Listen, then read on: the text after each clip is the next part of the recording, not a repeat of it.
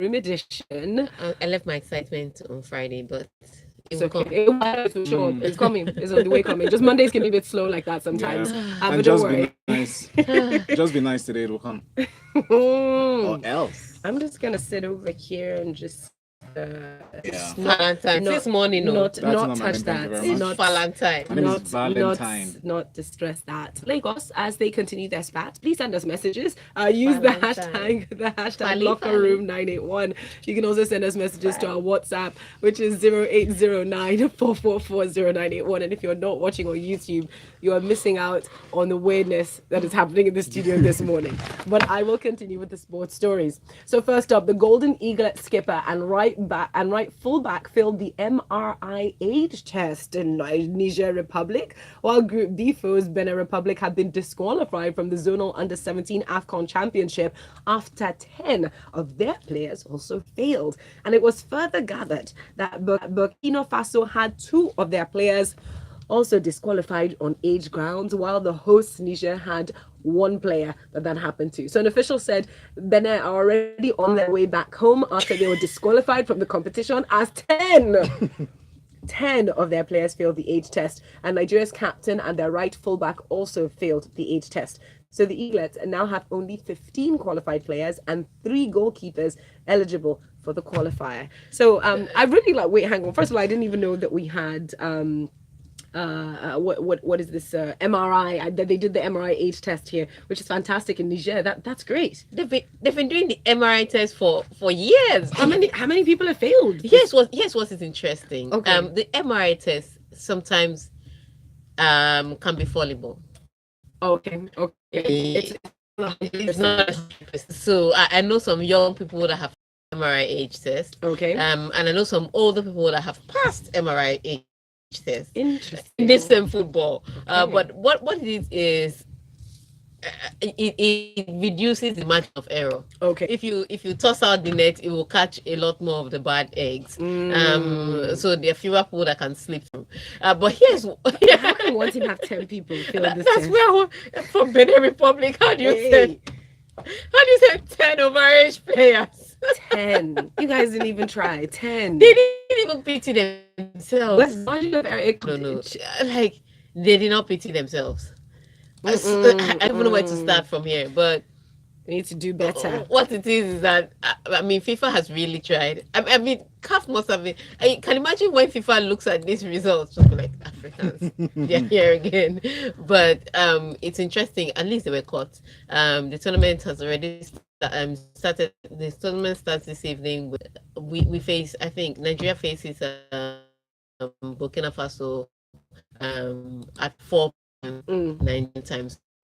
Which channel I will get that information to you on Twitter. Okay, here's a question I have about these. So when this happens, or when players fail, are there any further sanctions about a team that it happens too often? No? You just go home. But what happens is the number of players that fail determine if you are disqualified or not. Nigeria had 1 player. Nigeria is still eligible to play. That player goes home. Burkina Faso had 2 still eligible to play. It's the same rules that happen with cocaine. Or drugs generally. If they catch 1 team member taking drugs, they may not disqualify the team. But if they catch a handful of team members, then that's everybody just bye-bye. Come on, be good. Wow. And that's they're already on their way home. In fact, they're already on their way home. Niger is not even far from Benin. So. Why people like this? But Valentine, I'm not even laughing. I'm incredulous. I think about it. One that they caught. How many people are on the pitch? Exactly. But Nigeria has 15 players now. We still have enough for to make the bench, so we are good. We'll probably have that for breakfast before morning. Now I have this next story. Lewis Hamilton said he was spurred on by negativity from Ferrari fans as he upset the home favourites to win an epic Italian GP. Hamilton said in a statement, "While the negativity is never great, that's what powered me along. I actually accept it." Hamilton continued, "It encourages me, it energizes me. I see a lot of British flags around me, and that's my fuel. I welcome it as if they want to continue to do it, and it empowers me." It's really good. Even some Brits hate him, so he should. He'll be all right. Yeah. But the Tifosi, that's what the Ferrari crowd is called. they come out in their numbers. They are red, they're amazing, they have their flags everywhere they go, they are passionate, and then they are disrespectful. It's that simple. There's nothing nice about somebody winning a Grand Prix, getting on this podium, and people are booing every single thing. So we can't even hear what the person is saying. So it is they are bad. Bad behavior. I mean, they had this picture up in the crowd of Lewis Hamilton as a crybaby. Like, you know, a baby that was literally crying. That was Lewis Hamilton right there. That he's always complaining. No respect. Look, this weekend was supposed to be the best for Ferrari. They had everything going for them. It was the power circuit. The cars, the engines had the best power. They were the fastest. And all weekend, they'd been showing their dominance on track. And then during qualifiers, they set the fastest lap time ever in Formula One history, and that was Kimi Raikkonen. Right after Sebastian Vettel set it, and it was broken by Kimi Raikkonen. So that's how fast both cars were, and they qualified in front row, 1-2. So Mercedes at best was supposed to do damage control at best.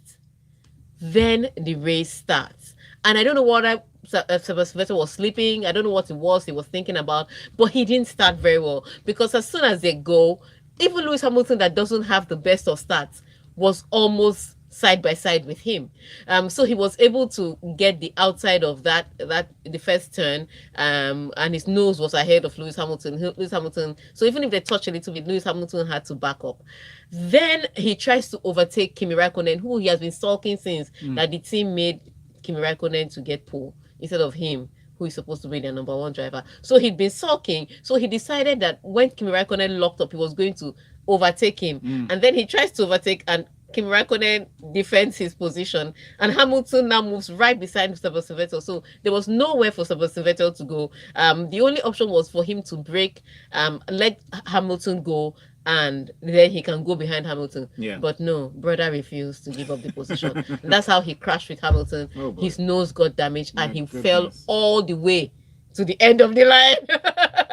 Wow. So he came into this weekend with the fastest car at his home race with all the support, and thinking that he was going to cut Lewis Hamilton's lead from 17 points down to whatever. And he ended up increasing it to 30 points because of his stubbornness. But Mercedes all the way, as soon as Vettel dropped back, it was Kimi Raikkonen, and Mercedes just used Sebastian Vettel, Valtteri Bottas and Lewis Hamilton to tag team him, made sure he wore out his tires, and then they overtook him.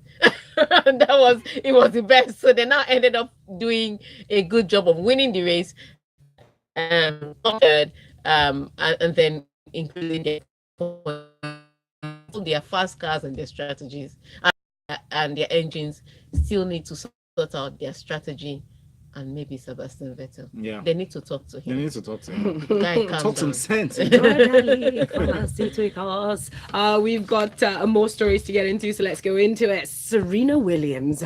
Yes, that's right. Six-time winner Serena reached the U.S. Open quarterfinals with a 6-0, 4-6, 6-3 victory over Kaia Kanepi. Now, Williams, 36, took the first set in only 18 minutes as she converted all 3 break points she earned and did not drop a point on her first serve.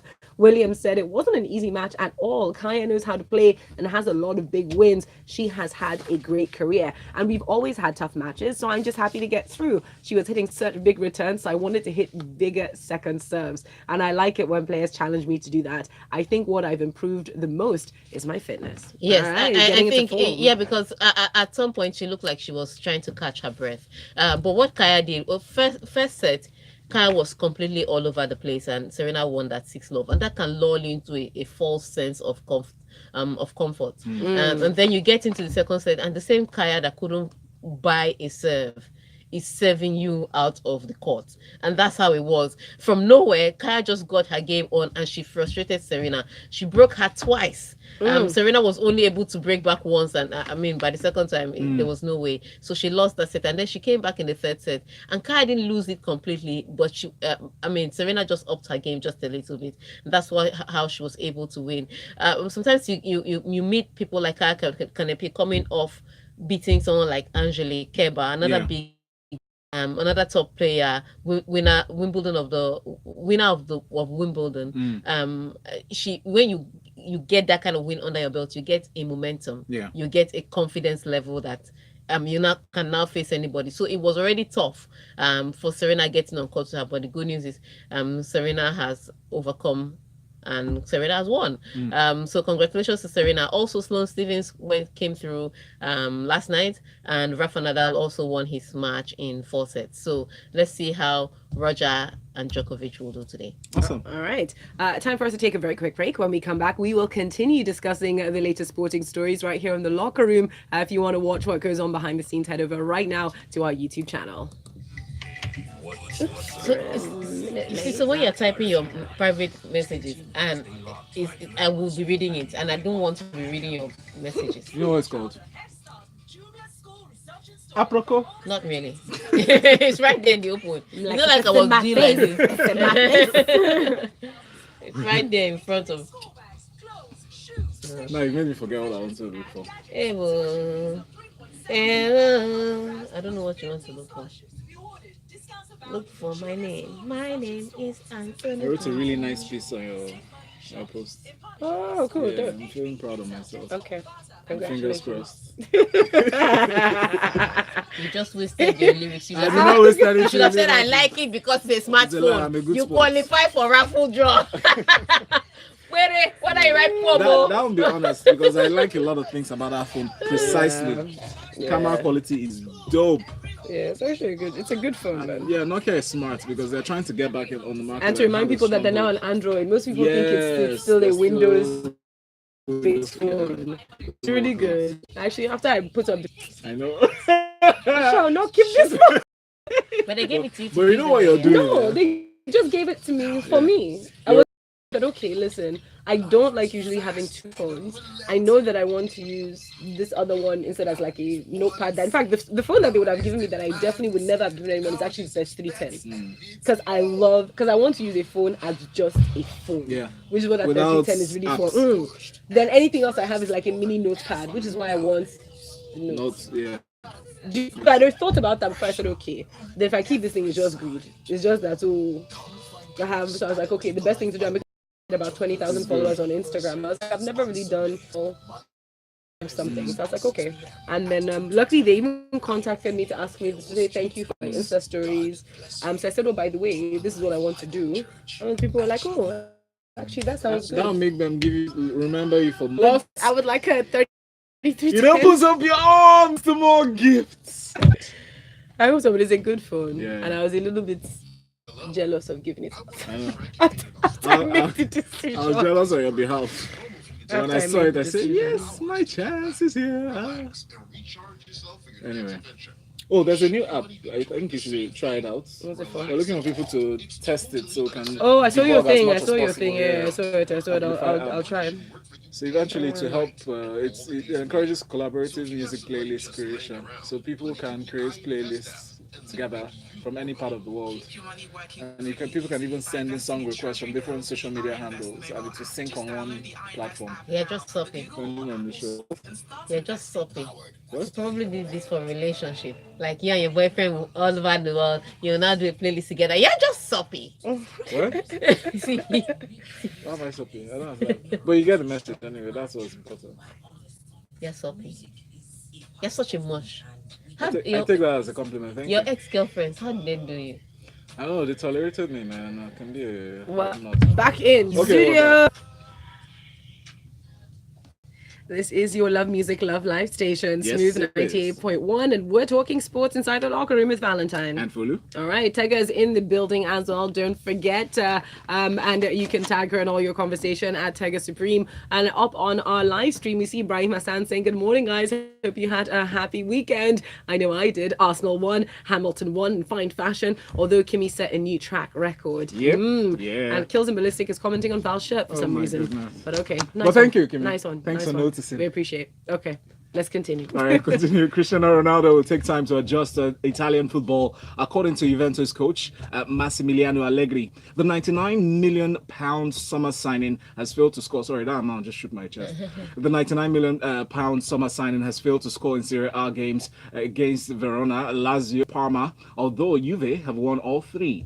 Now, Allegri said, Italian football presents different problems. It takes time, he said. He's not getting the rub of the green at the moment either. The ball is not bouncing right for him, or he's just shooting off target. We're all freshers. We will all be freshers after the break, and that's when the real season starts.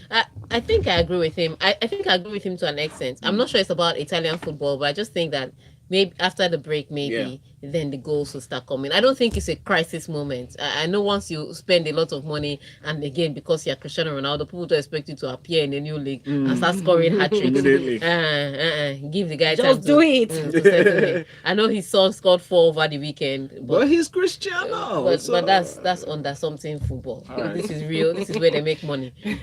So I don't think it's a crisis moment. I don't think right now is the time to worry. I know he would, because Cristiano Ronaldo is that kind of guy. He's a showman now. He wants to enter the place and announce his name. Let everybody know I've arrived. And he will get that moment. And once the goals start coming, they will really come. Couldn't score at the World Cup. Yeah. Where's the comparison? Yeah. If Higuain can score in Italian football, trust me, anybody can score. So Cristiano Ronaldo, for him, those goals will come. He shouldn't put himself under any pressure. His team is winning, and that's what's important. Once those things start falling into place, every other thing will fall in line. So take your time and then score when you are ready. Awesome.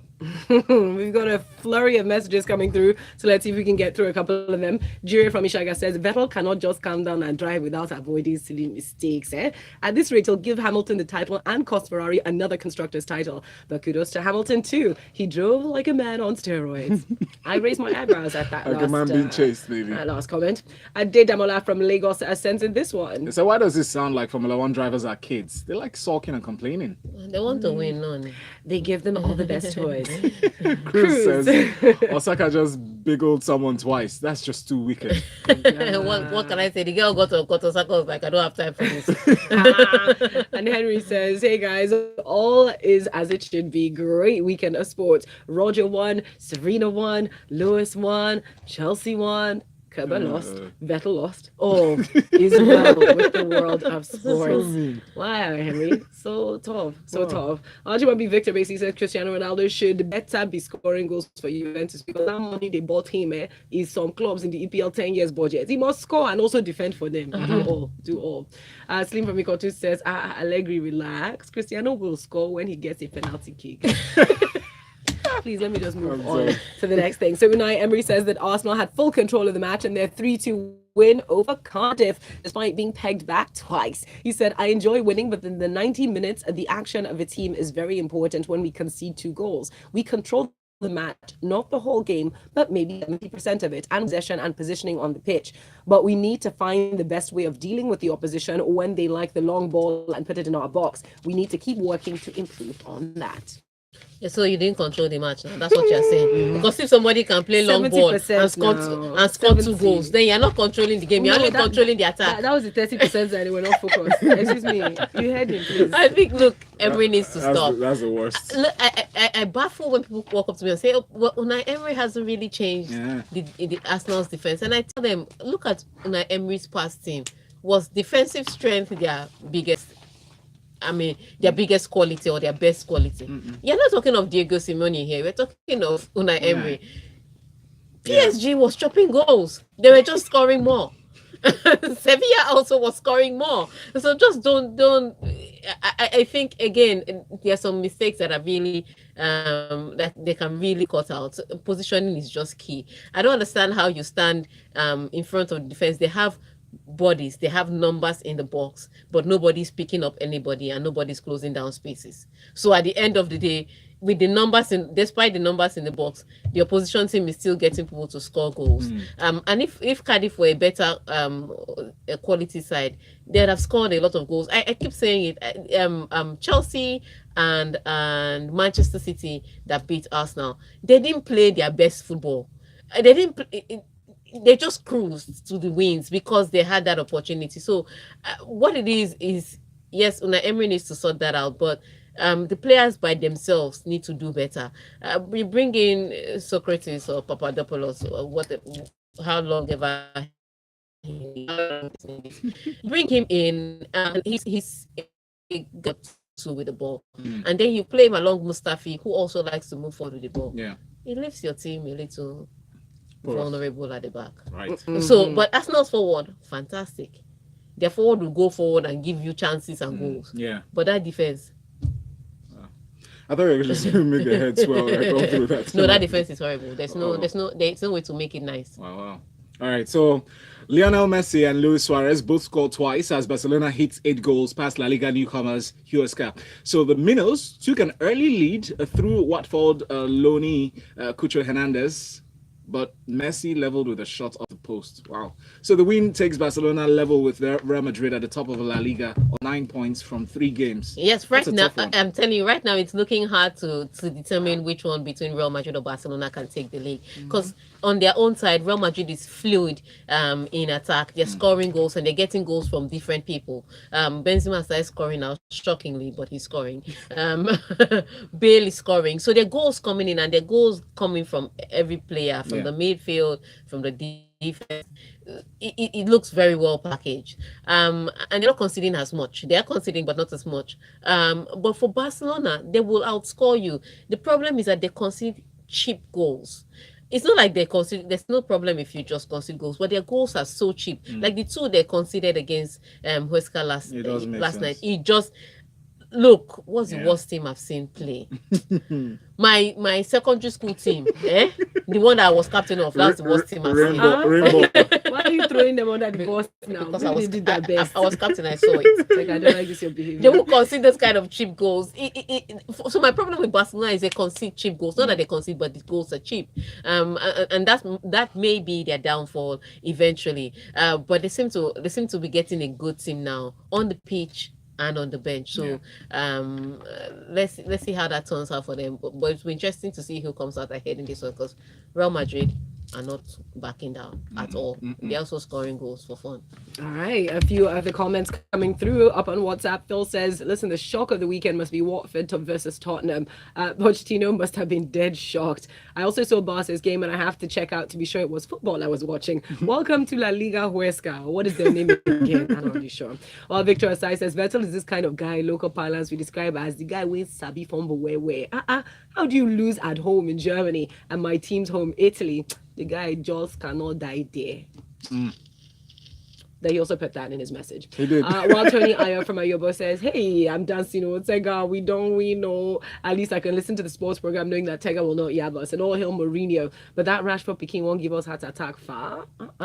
Let's see. Up next, Big T says Cristiano Ronaldo. The press is mean. They just pointed out that Ronaldo Jr. scored 4 goals, yet his dad has not scored for Juve. Talk about family rivalry.